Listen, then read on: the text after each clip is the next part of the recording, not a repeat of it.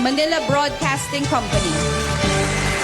Sa ngalan po ng Manila Broadcasting Company, ang aming Chairman, Mr. Fred J. Lizalde, ang aming Presidente, Mr. Junik Dao, taus-pusong pasasalamat ang aming ipinapaabot sa KBP. Salamat po sa papuri, salamat sa karangalan, at salamat sa inspirasyon. Yung award po na ito, inaalay po namin una sa lahat sa ating Panginoon. Pangalawa sa lahat po ng mga announcers, mga DJs po natin, mga technician, mga radio partners at mga station managers, lalong-lalo na po sa mahigit 12 million listeners po ng ating estasyon sa Luzon, Visayas at Mindanao at nasa labas din po ng ating bansa. Maraming salamat po.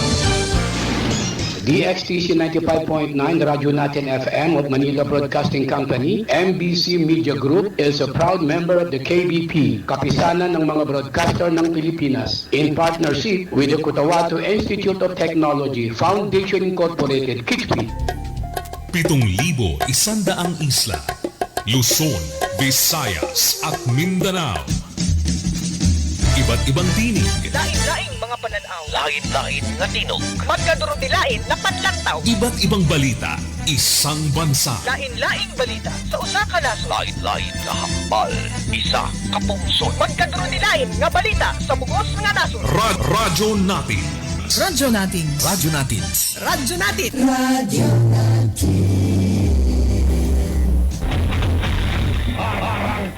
DXTC 95.9 Radyo Natin FM Cotabato City is a member of Manila Broadcasting Company, MBC Media Group. And kapisanan ng mga broadcaster ng Pilipinas, a sister station of DZRH in partnership with the Cotabato Institute of Technology Foundation Incorporated. Radyo Natin FM Cotabato City aired 24/7. Itama po ng maurasan ang oras po sa pong kapuluan na alas 4 ng hapon. Magalang hapon na Central Mindanao. Ngayon ay araw ng Biyernes, ikalima sa buwan ng Disyembre 2025 at ikaapat naman po o ikalabing-apat sa buwan ng Jumada al-Akhir 1447 sa atin pong Hijri calendar. Welcome sa Arangkada Balita ng Radyo Natin FM Cotabato City. Sama-sama ho tayo hanggang alas 5 ng hapon at kami ho ay magati ng mga balita, kaganapan sa loob at labasan ng ating pong bansa. Sa ngalan po ng ating station manager, sa ngalan po ng aming broadcast media engineers, sa amin pong news head, ganoon din po sa aming news writer, sa ngalan po ni BCTR, Caroline Abbas, ako po muna inyong makakasama pansamantala sa Arangkada Balita. Analiza Abbas, manatili hong nakatutok sa Radyo Natin FM Cotabato City. Tuloy-tuloy sa pagbabalita, tuloy-tuloy sa serbisyo. Sama-sama tayo Pilipino, sama-sama tayo Bangsamoro. Bago sa ating mga balita, dumako muna tayo sa lagay ng ating pong panahon mula sa Pag-asa.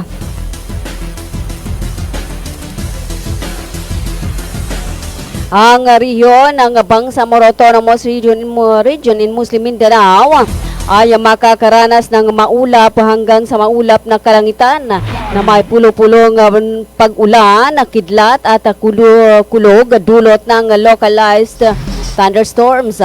Posible naman itong magdulot ng pagbaha o pagguho ng lupa kapag patuloy ang pagbuhos ng ulan o may severe thunderstorms.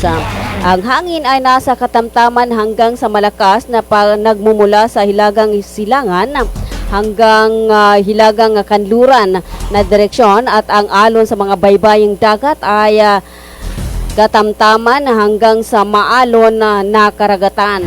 Ang atin pong temperatura ay nasa pagitan ng 32.0 degrees Celsius at 23.0 degrees Celsius. Ang araw ay sumikat kaninang 5:42 ng umaga at lulubog ngayong 5:26 ng hapon. At yan po ang lagay ng ating pong panahon mula sa Pag-asa DOST Cotabato. Hatid ng Ministry of Science and Technology, MOST BARM at sa buong suporta ni Chief Minister Honorable Abdul Rauf A. Makakuwa. Katuwang ang radyo natin FM Cotabato City, maging alerto at maging handa mga kabangsamoro.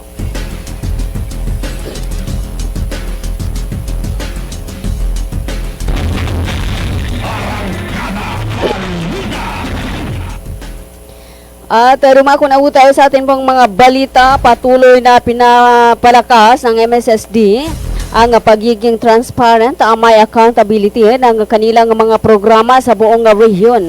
Bahagi nito ang isinagawang cross sa provincial random spot check monitoring sa mga barangay, sa mga bayan ng Sapa-Sapa at Simunol nitong probinsya mula December 1 hanggang ngayong araw, December 5, 2025, ang Monitoring and Evaluation na team na pinangunahan ng Planning and Development Division ay naglalayong suriin at matiyak ang pagka-epektibo ng mga programa at serbisyo ng MSSD sa mismong komunidad.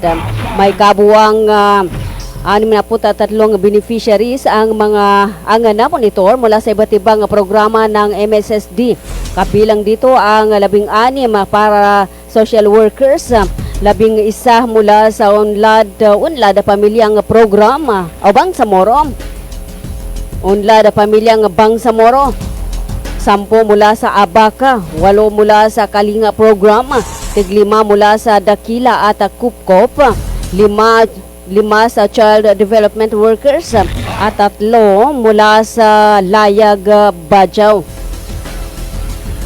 Higit pa sa simpleng pagbisita ang spot check ay nagsilbing verification na ang mga tumatanggap ay tunay na beneficiary at tumutugon sa lahat ng kinakailangan ng programa. Ang proseso ay mahalaga upang masiguro na ang mga i-record na mga beneficiaries ay tama at tumpak, makakakuha ng feedback mula sa ground level at masuri ang aktual na epekto at bisa ng programa. Gamit ang datos mula sa Beneficiary Data Management System, natukoy rin ang mga lugar na nangailangan ng pagpapahusay at naitala ang mga best practices sa pagpapatupad. Bilang huling hakbang, nagsagawa ang team ng exit conference upang talakayan ang resulta ng monitoring at maglatag ng rekomendasyong magpapahusay sa programa. Layo ng MSSD na matiyak na ang bawat pondo at serbisyo ay nakakarating sa mga karapat-dapat na individual at ginagamit ito ng wasto at epektibo. 7 minuto ang makalipas alas 4 ng hapon at kayo pa rin po ay patuloy na nakikinig sa atin pong arangkada balita ng radyo natin FM Cotabato City. Like and share ang atin pong Facebook, ang radyo natin FM DXTC 95.9 Cotabato City.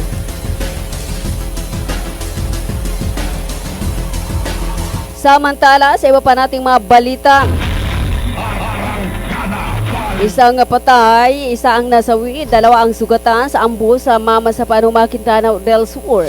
Isa ang kumpirmadong nasawi habang dalawang iba pa ang nasugatan ng rat-rati ng assault rifles ng mga armadong kalalakihan ng isang kulay silver na Toyota Innova sa barangay Tuka sa hindi mapayapang bayan ng Mamasapan sa Maguindanao del Sur nitong hapon ng Huwebes o kahapon December 4, 2025.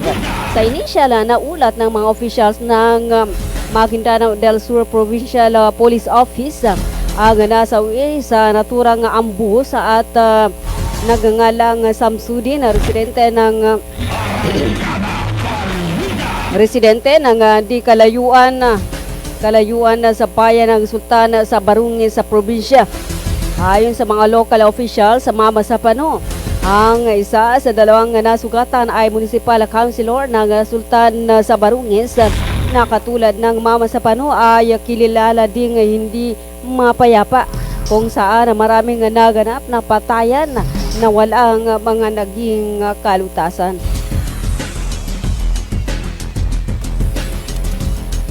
9 minutes sa makalipas ng alas 4 ng hapon at kayo pa rin po patuloy na nakikinig sa atin pong arangkada balita ng Radyo Natin FM Cotabato City.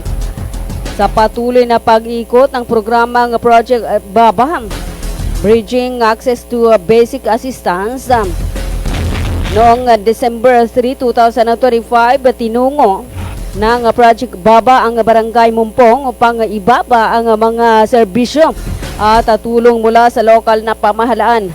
Pinangunahan nito ni mismo Mayor Abdul Main Abbas at Vice Mayor Dato Babstila Sisuat, kasama ang ilang miyembro ng Sangguniang Bayan.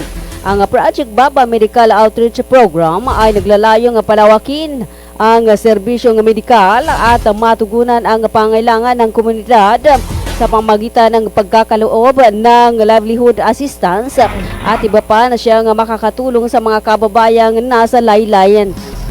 Inilunsad kamakailan ng lokal na pamahalaan ang programang Project Baba. Layuning ilapit sa komunidad ang pangunahing serbisyo ng local government unit ng Dato Udin Sinsuat Maguindanao. Gatuwang pa rin na matagumpay na programa ang IPHO Maguindanao, RHU Dato Odin Sinsuat, 35th MC Marine Battalion Landing Team 5 at mga municipal offices ng MSSD at ang mga FAR sa Dato Odin Sinsuat. 10 minuto makalipas alas 4 ng hapon at kayo pa rin po patuloy na nakikinig sa atin pong arangkada balita ng Radyo Natin FM Cotabato City. Samantala, matagumpay na naisagawa ng Ministry of Labor and Employment o MOLE noong 2 sa buwan ng Disyembre 2025. Ginanap ang aktibidad sa Municipal Hall sa Munisipalidad ng Talayan, lalawigan ng Maguindanao del Sur, ang isa pang kampanya laban sa illegal na recruitment, human trafficking at hindi regular na migrasyon, advocacy awareness activity. Inorganisa ito ng Bureau of Employment, Promotion and Welfare, Employment Regulation Division ng Ministry at ng MOLE Maguindanao Field Office, kasabay ng koordinasyon sa lokal na pamahalaan ng Talayan. Layunin ng aktibidad na palakasin ang kamalayan ng komunidad, bigyang kapangyarihan ng mga lokal na stakeholder at magbigay ng kaugnayan na impormasyon upang maiwasan ang pagsasamantala, illegal ng mga scheme ng recruitment at delikadong paraan ng migrasyon. Ang aktibidad ay dinaluhan ng mga kinatawan mula sa iba't ibang sektor, kabilang ang mga opisyal ng barangay, leader ng kabataan, mga guro o mga grupo ng kababaihan, miyembro ng komunidad at iba pang local na stakeholder. 12 minuto makalipas alas 4 ng hapon, tuloy ang usapan tungkol sa parliamentary districting sa Bangsamoro Parliament. Iginiit ng mga taga-Basilan na kailangan nila ng 5 pwesto sa nalalapit na halalan. 5 panukalang batas ang tinatalakay at isa sa mga ito ang nagmumungkahi ng 5 seats para sa Basilan. Ayon sa mga leader ng pamayanan at iba pang sektor, mahalaga ang representasyon ng Basilan sa parlamento para sa kapayapaan at pag-unlad ng lalawigan. Binunto rin ng kabataan na malaki ang epekto ng districting sa youth representation at political empowerment. Isang panibagong pag-asa ang hatid sa mga mangingisda ng Barangay Sigayan, Sultan Naga Dimaporo, Llano del Norte matapos magkaloob ang ministry.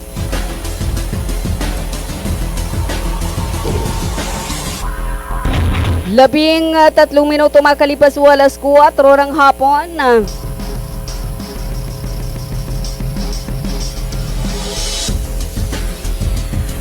Kayo pa rin po patuloy na nakikinig sa atin pong arangkada balita ng Radyo Natin FM Cotabato City.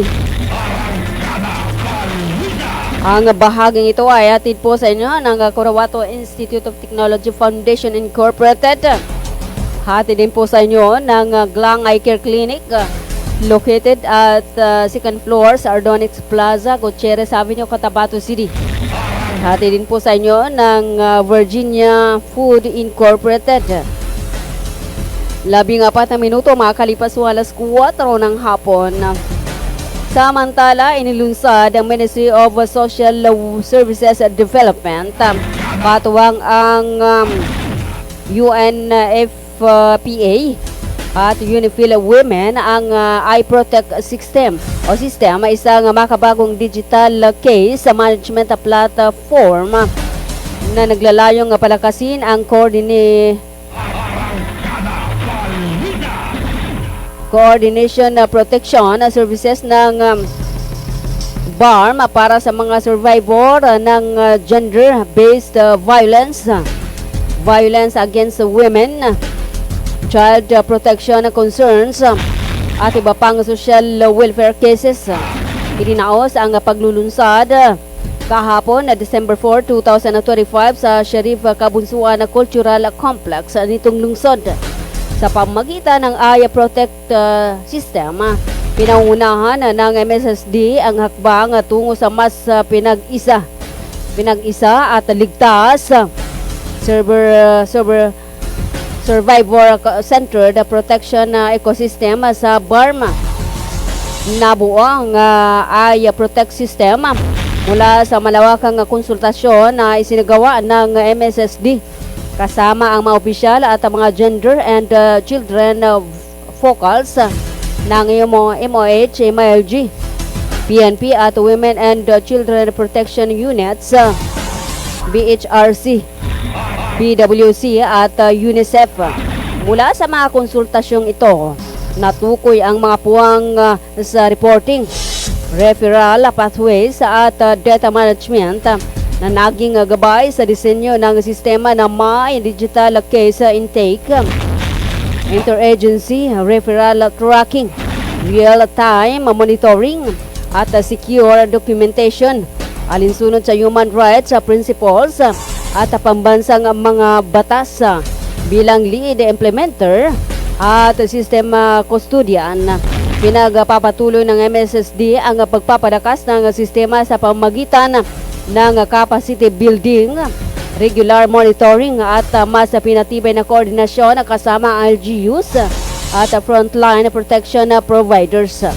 Sa paglulunsad ng iProtect System, muling pinagtitibay ng MSSD ang pangako nitong pangalagaan ang karapatan, dignidad at kaligtasan ng kababaihan, kabataan at mga vulnerable na individual.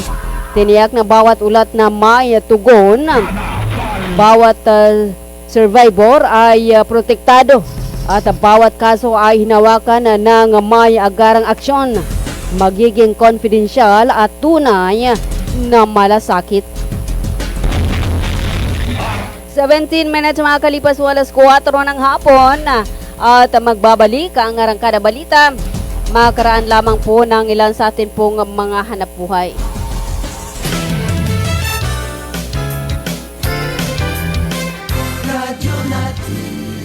Assalamualaikum. Alam nyo BARM, ang COMELEC voter registration ay bukas na para sa non-BARM areas. Pero sa BARM areas ito ay magsisimula pa lamang sa May 1 hanggang May 18, 2026. Gayunpaman, maaari pa rin kayo mag-avail ng Special Register Anywhere Program o Register Anywhere Program sa labas ng BARM. Pero ang application nyo ay mapoproseso lamang simula May 1, 2026. Syukran!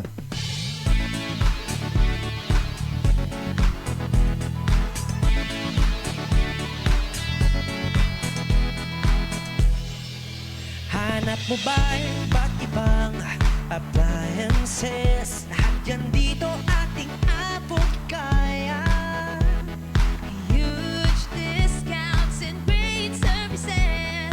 Posible sa Imperial Appliance Plaza. Ilang katuig, nagahatag og serbisyo. Imperial Appliance Plaza, masaligan nyo.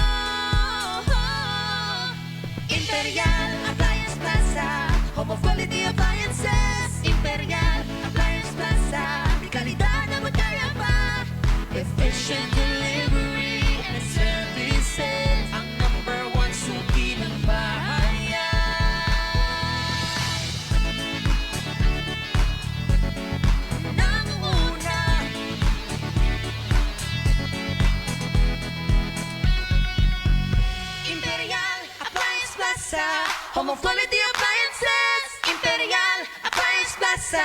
Di kalidad na botella pa. Efficient delivery and services. Ang number one suki ng bahayan. Nanguna.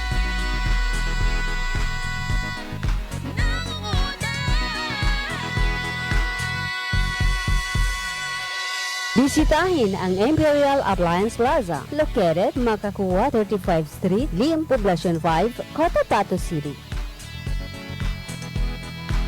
Alam niyo ba ang tunay na kailangan ng ating katawan mula sa ating mga kinakain araw-araw?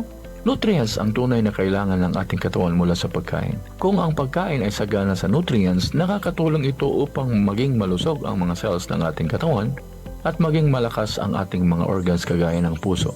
Ang mga pagkaing sagana sa natural na preservatives ay may negatibong epekto sa mga cells ng katawan, dahilan upang manghina ang mga organs at magdulot ng iba't ibang karamdaman kagaya ng high blood, stroke at iba pang komplikasyon.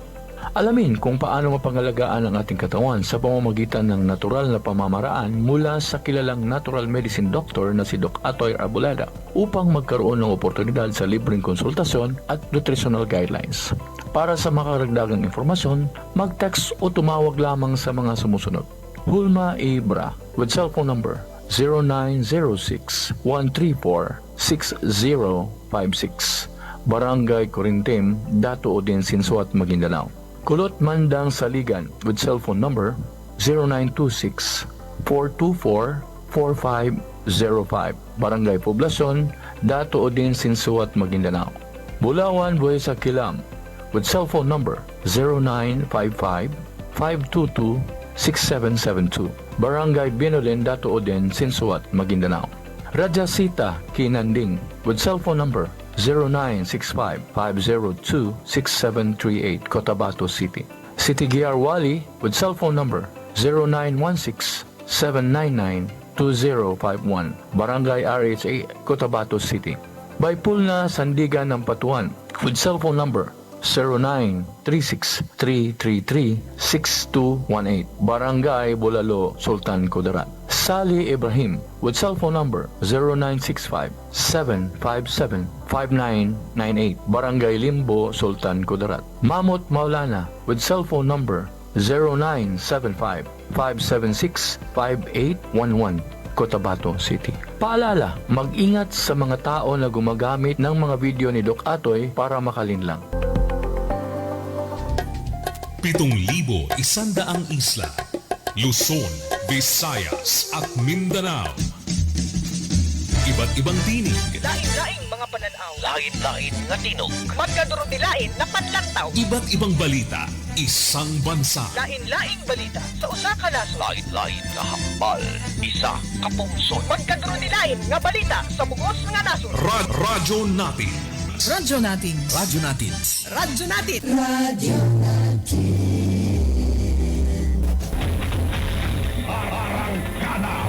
23 minutes na makalipas alas 4 ng hapon, nagbabalik po ang Arangkada Balita ng Radyo Natin FM Cotabato City.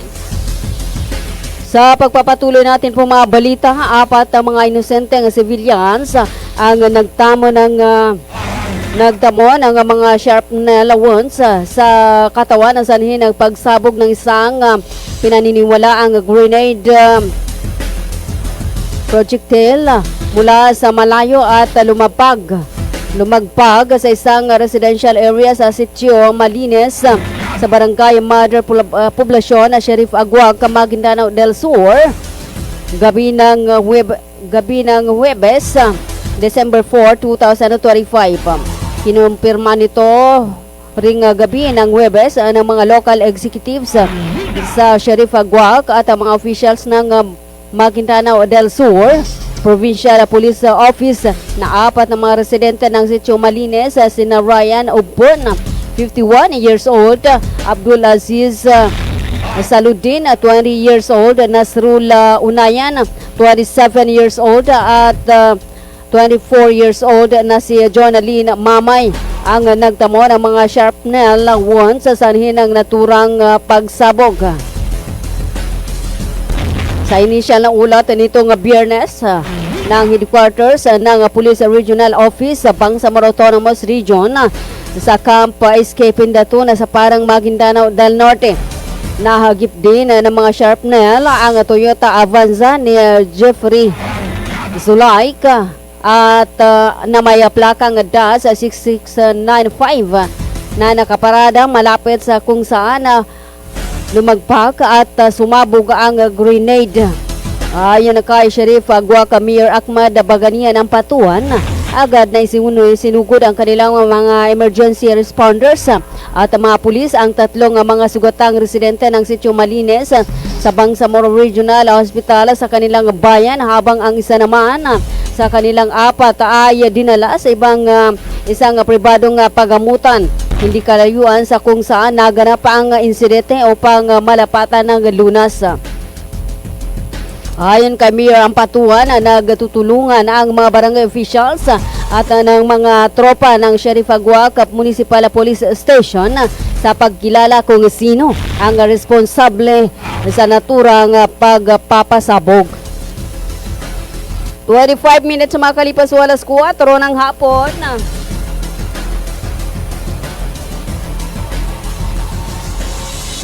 Kayo pa rin po ay patuloy na nakikinig sa ating pangarangkala balita ng Radyo natin FM Cotabato City. Update sa pananambang sa isang nasawi sa town councilor, sugatan sa ambus, isang nasawi at isang municipal councilor naman ang sugata sa pananambang sa barangay Tuka sa Mama sa Maguindanao del Sur hapon ng Huwebes, December 4, 2025. Kinumpirma nitong Biyernes nila Lieutenant Luho Christian Villones, Mama sa Municipal Police Chief, at ni Brigadier General Jensen de Guzman, Director ng Police Regional Office sa Bangsamoro Autonomous Region, ang agad na pagkasawi sa insidente ni Samsudin Manib. Sanhin ang tinamong mga tama ng bala sa naturang pananambang. Sugatan naman sa naturang ambus si Montasir Di Malido, isang incumbent municipal councilor sa hindi kalayuang bayan ng Sultan sa Barungi sa Maguindanao del Sur.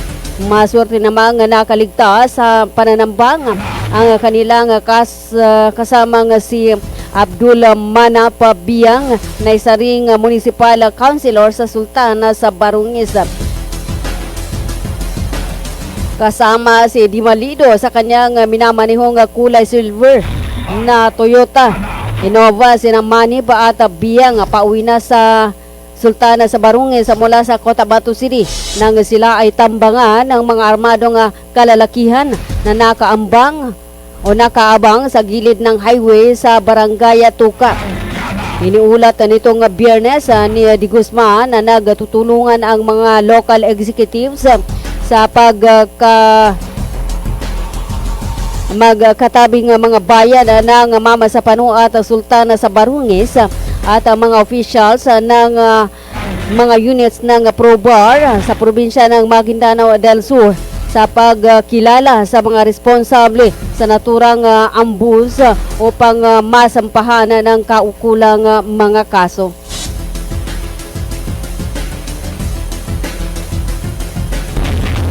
...28 minutes makalipas alas 4 ng hapon. Samantala, sa iba pa natin mga balita, humigit kumulang 800 beneficiaries ang naka-avail sa mga services ng Project Baba sa Barangay Dinaig Proper kahapon, December 4, 2025. Nanguna sa naturang aktibidad ang butihing mayor ng Abdul Main Abbas, Vice Mayor Dato Babstil Sinsuat at ilang SB Sangguniang Bayan members.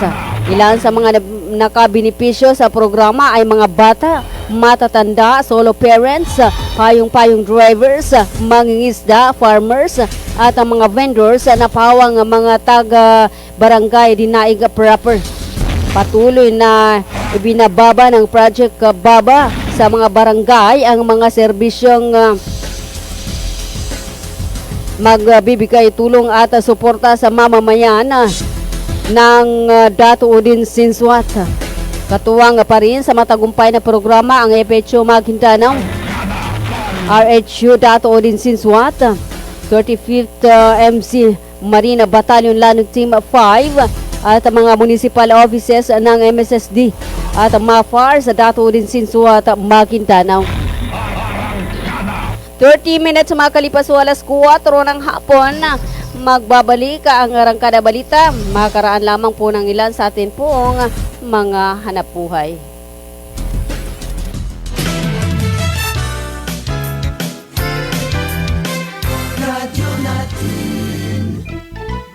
When we crave to have fun, yet our tummies want some.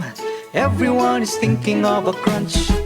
With grilled chicken inside and if deliciously fried, Virginia crunchy chicken nuggets. Here it is, it's extraordinarily crunchy. Virginia crunchy chicken nuggets. It's real chicken goodness, tasty oh yes, crunchy goodness in every bite. Virginia crunchy chicken nuggets.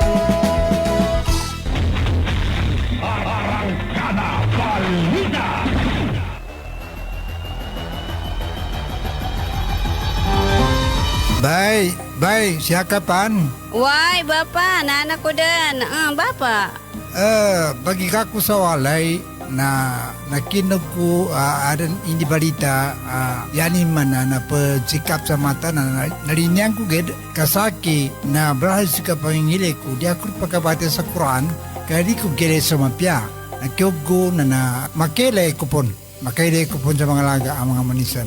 Ano natabuhan Bapa? Kaadin na katawang ko. Nambapatalunan ka na mapiyay ka-check upin. Do kumpleto sila sa mga gamit sa ka-check up sa mata. Surlang Eye Care Clinic. Matunang kayo ito Bapa, katawan na kawin dawalalan. Maya ba sa pagkambitya tanan na mapakayat daun kasaki kabaongan ko na mag. Luka buanga sa second floor Sardonyx Plaza. Mbalaka na Gutierrez Avenue, do Sinsuat Avenue, Cotabato City. Ana inshallah nanalmo ko.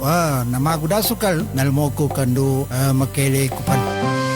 Mga pagalinami, mga pakat nami, ubangilay kano sa mapeka check-up ni sa mata, undo kompleto yung mga gamit nin, naangay kano sa Glang Eye Care Clinic, matun sa second floor, Sardonyx Plaza, Malaka na Gutierrez Avenue, undo Sinsuat Avenue, Cotabato City. Mapakaya tamawag kano sa cellphone number nilan, 0966-024-6066. Kano email ad nilan, glangacc@yahoo.com. Angay kanudan sa Glang Eye Care Clinic. Glang Eye Care Clinic.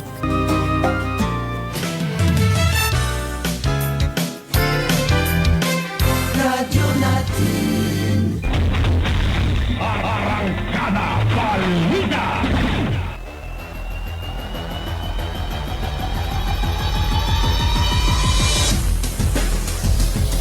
$33 minutes makalipas ng alas 4 ng hapon. Nagbabalik po ang Arangkada Balita ng Radyo natin FM Cotabato City. Sa pagpapatuloy natin pong mga balita, isang 7 taong gulang na lalaki ang naitalang pinakabatang nagpositibo sa human immunodeficiency virus o HIV sa lalawigan ng South Cotabato. Ito ay ayon sa Integrated Provincial Health Office o IPHO. Inihayag ni Disease Prevention and Control Unit Head John Arlo Codilla noong Huwebes na batay sa kanilang pagsusuri, hindi inborn o mula sa mother to child transmission ang naturang kaso. Posible anyang nagmula sa sexual transmission ang pagkakahawa at inimbestigahan na ang posibilidad na may naganap na pang-aabuso sa bata. Patuloy namang nagpapaalala ang EPHO sa publiko na maging maingat, magpatingin at magpates kung kinakailangan at agad humingi ng tulong o konsultasyon upang maiwasan ang patuloy na paglaganap ng HIV sa lalawigan. 34 minutes makalipas ng alas 4 ng hapon. At dumako na ho tayo sa Sa atin po ang mga balitang pambansa. Inuutos na ng Office of the Ombudsman ang pagsasampa ng kaso. Kasong malversation at graft laban sa kontraktor na si Sara Diskaya at iba pang sangkot na umano'y 96.5 million pesos goes infrastructure project sa Davao Occidental. Hayon kay Assistant Ombudsman Miko Clavano.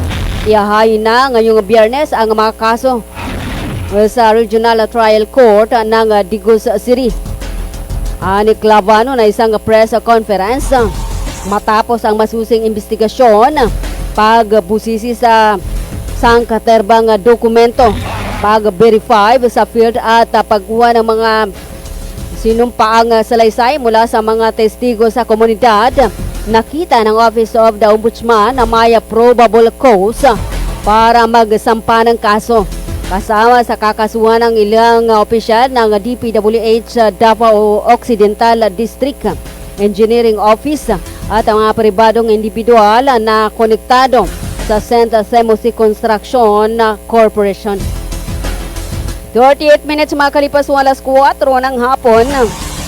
Samantala, sa iba pa nating mga balita, inihayag ng Bureau of Fire Protection ang pasasalamat nito sa pamahalaan sa mga Pilipino at kay Pangulong Ferdinand Marcos Jr. matapos i-anunsyo ang aumento sa base pay para sa military at uniform personnel.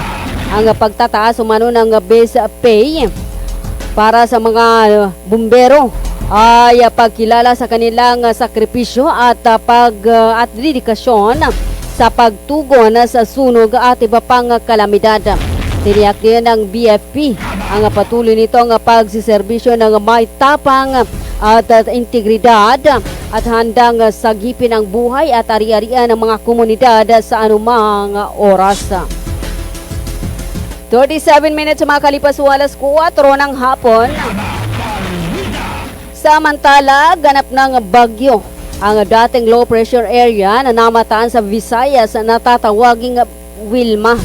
Ayon sa Pag-asa, alas 11 ng umaga kahapon nang namataan ang sentro ni Wilma sa layong 625 kilometro silangan ng Catarman, Northern Samar. Taglay ang lakas ng hangin na aabot sa 45 km per hour at may pabugso na aabot sa 55 km per hour.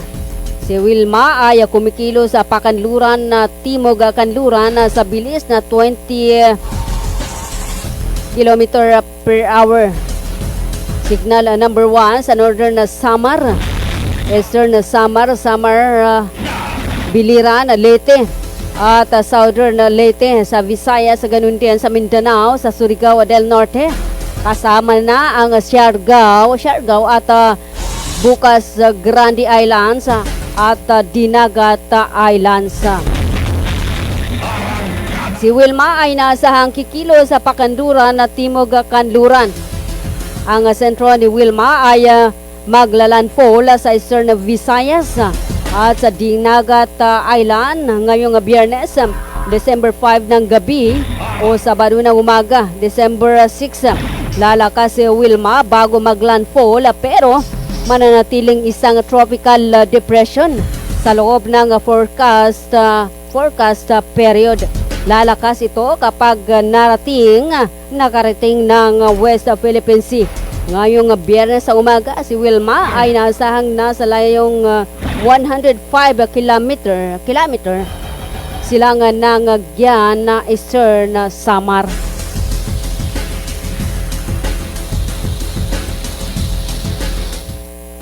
Minutes makalipas alas 4 ng hapon at kayo pa rin patuloy na nakikinig sa ating pong arangkada balita ng Radyo Natin FM Cotabato City.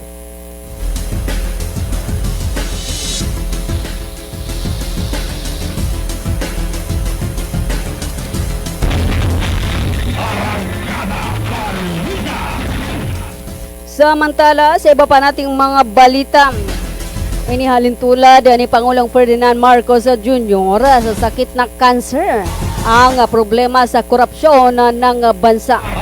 Sa pagharap ng Pangulo sa Malacanang Press Corp, sinabi ng Pangulo na hindi dahil sa katiwalaan ay marami ang nagdurusa kaya sinisimulan niyang linisin ang problema sa pamagitan ng major surgery. Humingi ng dispensa ang Pangulo sa maraming Pilipinong naapektuhan ng katiwalian, partikular ang dumanas ng mga matitinding pagbaha dahil sa palpak na flood control projects. Kaya panahon na para mawala ang talamak na problema ng nagsimula sa tatlong dekada na ang nakaraan. Aminado naman ang Pangulo na sadyang naging magulo at masakit ang mga pagbabagong ipinapatupad ng administrasyon dahil layunin nitong baguhin ang buong sistema matagal ng pinaghaharian ng katiwalian. Kasabay nito, humingi rin ng paumanhin sa publiko si Marcos sa naging epekto nito, subalit giniit na kung hindi gagawin ay magpapatuloy ang maling gawain sa nakalipas na 3 dekada. Nilinaw din ng punong ekotibo na alam ng kanyang team ang direksyong tinatahak at hindi sila nawawalan sa landas. Hindi nawawala sa landas lalo na sa pagpapatuloy ng kampanya kontra korupsyon at abuso. Sa kabila ng mahirap na kasalukuyang sitwasyon, umaasa naman si Marcos na habang nabalang araw ay magsasabi ng mga Pilipino na worth it ang mga sakripisyo. Matagal man anya ang proseso, subalit kung magtatrabaho ng tuloy-tuloy ay makakamtan din na ang hinahangad na magandang resulta.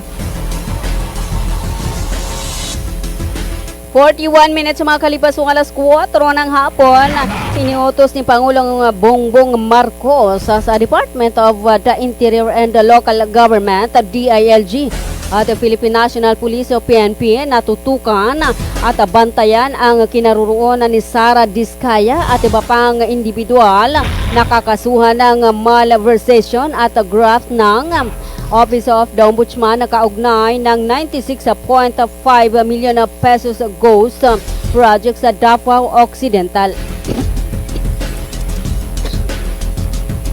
Sa isang statement na inipost niya sa Facebook, kinumpirma ng Pangulo ang pagsasampa ng Ombudsman ng mga kasong malversation through falsification at paglabag sa RA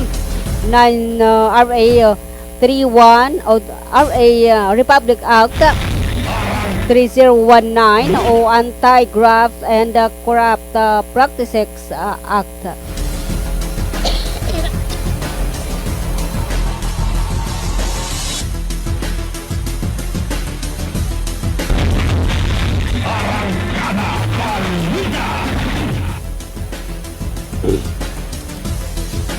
Nagrekomenda ang Ombudsman ng pagsampa ng kaso para sa malversation through falsification at paglabag sa RA 3019 Section 3 ni Marcos. Saan pa ng Pangulo kapag naisampa na ang kasong ito sa korte, ang susunod na hakbang ng judiciary ay paglabas ng arrest warrant para sa mga pinangalanang individual.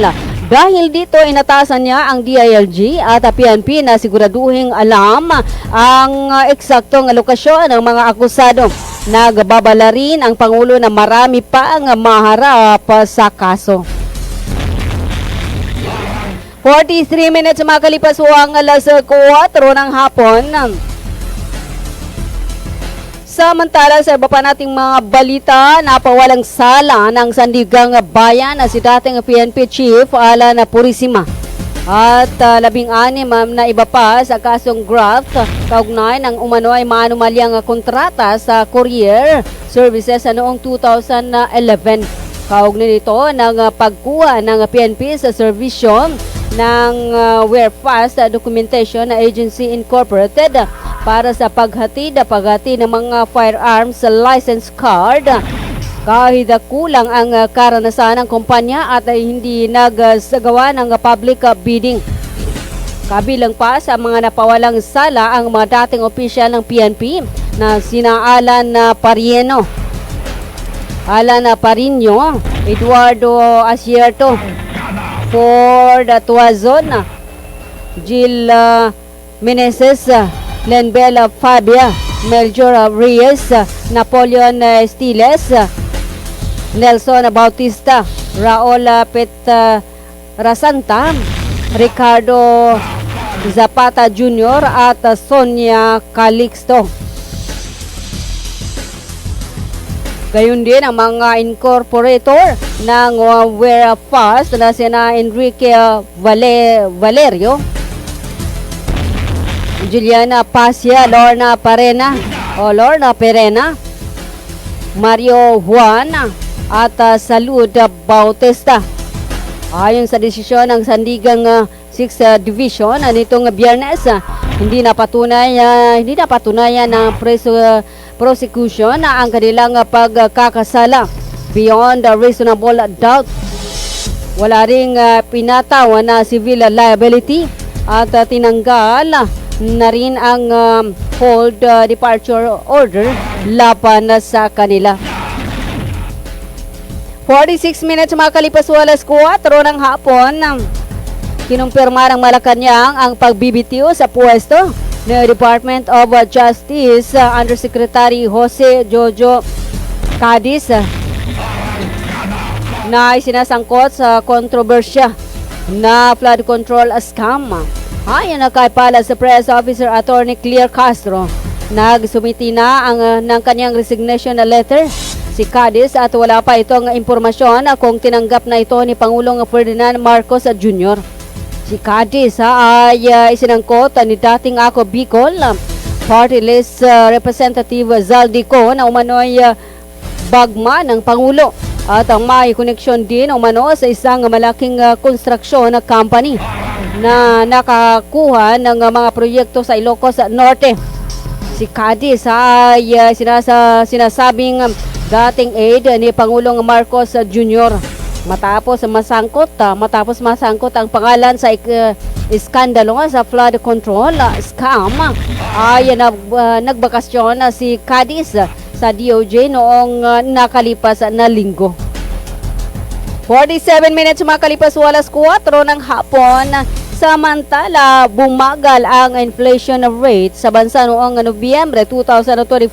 Ito ay ayon sa Philippine Statistics Authority o PSA nitong Biyernes, December 5, 2025. Ayon kay PSA Deputy National Statistician Divina Gracia de la Prado, mas mababa ito kumpara sa 1.7% inflation noong Oktubre 2025. Nanatili rin itong pasok sa 1.1% hanggang 1.9% forecast ng Bangko Sentral ng Pilipinas. Inihayag na PSA na ang pangunahing dahilan ng pagbagala ng inflation ay ang mas mabagal na pagtaas ng presyo ng pagkain, particular sa mga gulay at karne. Dahil dito, mula Enero hanggang Nobyembre, ang average inflation rate ng bansa ay nasa 1.6% at nasa loob ng target range ng gobyerno na 2% hanggang 4%.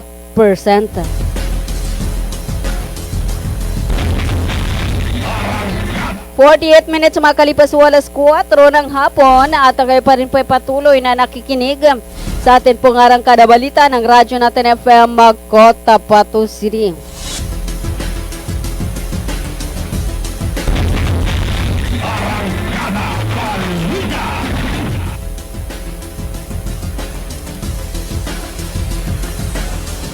Ang bahaging ito ay atid po sa inyo ng Green Pharmacy. Para sa mga preskong gamot, hanapin ang Green Pharmacy. Makikita sa tapat lamang ng People's Palace sa Sinswata, Cotabato City.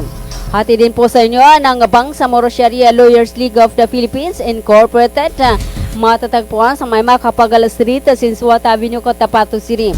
Hatidin po sa inyo ng Ministry of Labor and Employment Molly Barm sa pamumuno ni Molly Barm Minister Dato Muslimin Gisema at sa kanilang General Director Dato Surab Abutazil Jr. Pay Marketing, Almia Computer Works, Lakis Hat Pandisal. Ang Lakis Hat Pandisal ay matatagpuan sa May Gutierrez Avenue, Cotabato City. Owned and managed by Ma'am Angelina Soriano. At syempre ang bahagi ito ay hatidin po sa inyo ng Inwaw Electric Motor para sa mga kaibigan ho natin na nagnanais na magkaroon ng sasakyang hindi bumubuga ng usok. Makakasigurong makakatulong sa atin pong kalikasan at syempre sa abot kayang halaga. Para sa karagdagang impormasyon patungkol sa Inwaw Electric Motor, pwede ho kayong tumawag sa 0926-958-0840. At syempre, ang bahaging ito ay atidin po sa inyo ng Imperial Appliance Plaza, matatagpuan sa May Makakuwa, 35 Street, Lima, poblasyon ng 5, Cotabato City. At panatilihing malakas sa malusog at ang mga pangatawan, mag-Synergia. Lahat po ng produkto ng Synergia, mga kaibigan, ay pure at natural. World Health Organization, Department of Health, FDA approved at syempre halal certified. Sa pagpapatuloy natin mga balita, matapang na humarap nito ang Huwebes si House Majority Leader Sandro Marcos sa pagdinig ng Independent Commission for Infrastructure o ICI kaugnay sa mga anomalyang flood control project sa bansa. Ayon kay Marcos, voluntaryo siyang humarap sa komisyon at hindi pinapasupina o naging subject ng anumang investigasyon. Agad namang humiling ang kanyang abogado para sa closed door meeting na inaprobahan ng ICI ni ICI Commissioner Andres Reyes Jr. Sa panayam sa media matapos ang executive session, muling giniit ni Marcos na walang katotohanan ng umano'y 50 billion pesos na budget insertion niya mula 2023 hanggang 2025. Posible rin niya ang sinasabi ni dating Ako Bicol Representative Zaldico na 100 billion pesos insertion ng kanyang amang si Pangulong Marcos Jr.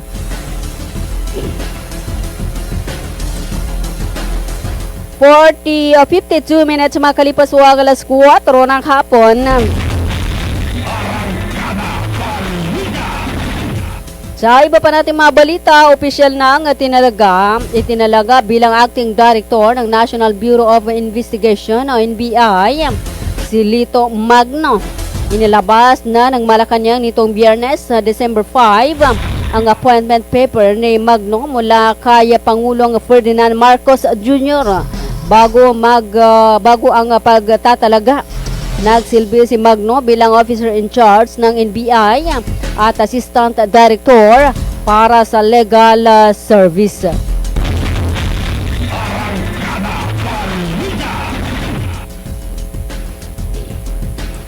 Samantala, siniguro ng palasyo na hindi maapektuhan ang trabaho ng Independent Commission for Infrastructure sa pagbibitiw ni dating Department of Public Works and Highways, Department DPWH Secretary Rogelio Babes Singson. Ito ang tiniyak ng Palace Press Officer Attorney Claire Castro matapos i-anunsyo ni Singson na magbibitiw sa pwesto dahil sa apektado na ang kanyang kalusugan at dahil sa stress. Ayon kay Castro, hindi maapektuhan ang ginagawang trabaho ng ICI dahil marami ring magagaling ang itinalaga sa ICI. Naniniwala rin si Castro na nananatiling matatag ang ICI sa kanilang ginagawang trabaho at mayroon lamang malisyoso na sumakay agad para pahinain ang komisyon na siyang gustong mangyari ng mga iniimbestigahan, lalo na ang mga bagong pangalan na lumulutang at tagilid dahil sa katiwalian. Umapila naman si Castro sa publiko na huwag haluan ng malisyosong pag-iisip na kapag nawala na si Singson ay mawawala na rin ang ICI. Matatandaan na nauna nang nagbitiw sa ICI si Baguio City Mayor Benjamin Magalong dahil sa issue ng dobleng posisyon nito bilang alkalde at bilang special advisor. 55 minutes makalipas ng alas 4 ng hapon. Kayo pa rin po patuloy na nakikinig sa ating pangarang kada balita ng Radyo Natin FM Cotabato City. At bilang panguli sa atin pong mga balita, hindi nabawasan ang tiwala ni Pangulong Marcos Jr. kay Department of Health Secretary Ted Herbosa sa kabila ng panibagong reklamo na isinampa laban sa kanya sa ombudsman. May kinalaman ito sa pagiging malapit umano ni Herbosa sa isang kumpanya ng gamot na posibleng naka-impluensya sa mga transaksyon ng kumpanya sa gobyerno.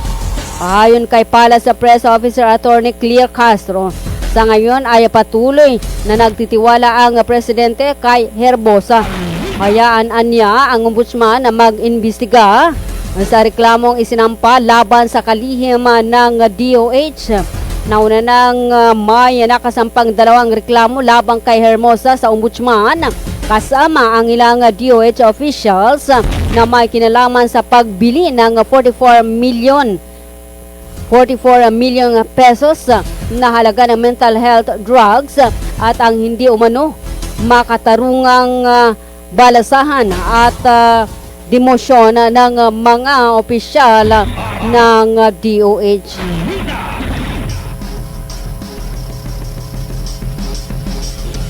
"56 minutes makalipas ng alas 4 ng hapon at wala na po tayong oras sa atin pong arangkada balita ng Radyo Natin FM Cotabato City.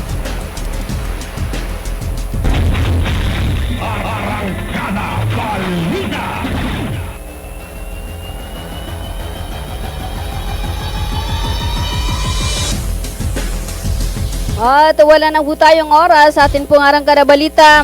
Maraming salamat po sa pakikinig at yan po ang kabuuan ng atin pong balitaan. Maraming salamat po sa pakikinig.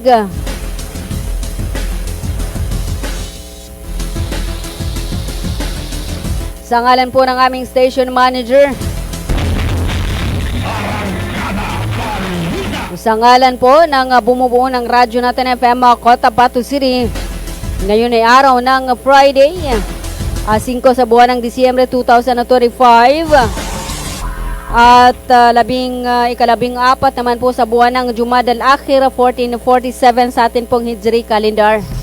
Salamat po sa pakikinig at salamat sa panunood sa Radyo Natin FM Cotabato City page. Manatili hong nakatutok sa Radyo Natin FM Cotabato City. Sa ngalan po ni BCTR Caroline Abbas, ako po muna ang inyong pansamantalang nakasama sa Arangkada Balita, Liza Abbas. Hanggang sa muli, sa ganito pa ring oras at himpilan, manatili hong nakatutok sa Radyo Natin FM Cotabato City. Tuloy-tuloy sa pagbabalita, tuloy-tuloy sa serbisyo. Sama-sama tayo Pilipino, sama-sama tayo Bangsamoro.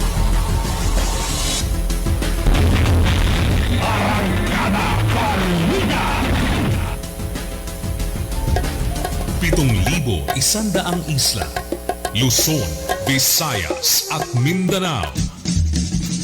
Iba't ibang tinig, Lain-laing mga pananaw, lain-lain nga tinog, magkadurot-lain na panlantaw. iba't ibang balita, isang bansa. Lain-laing balita sa usa ka nasod. Lain-lain nga hambal, isa ka pungsod. Magkadurot-lain nga balita sa bugos nga nasod. Radyo Natin. Radyo Natin. Radyo Natin. Radyo Natin. Radio Natin, the country's friendly station. Radio Natin. And the KBP Golden Dove Award for the best FM radio station provincial goes to Radyo Natin Network, Manila Broadcasting Company. Sa ngalan po ng Manila Broadcasting Company, ang aming Chairman, Mr. Fred J. Lizalde, ang aming Presidente, Mr. Junic Dao, taus-pusong pasasalamat ang aming ipinapaabot sa KBP. Salamat po sa papuri, salamat sa karangalan, at salamat sa inspirasyon. Yung award po na ito, inaalay po namin una sa lahat sa ating Panginoon. Pangalawa sa lahat po ng mga announcers, mga DJs po natin, mga technician, mga radio partners at mga station managers, lalong-lalo na po sa mahigit 12 million listeners po ng ating estasyon sa Luzon, Visayas at Mindanao at nasa labas din po ng ating bansa. Maraming salamat po.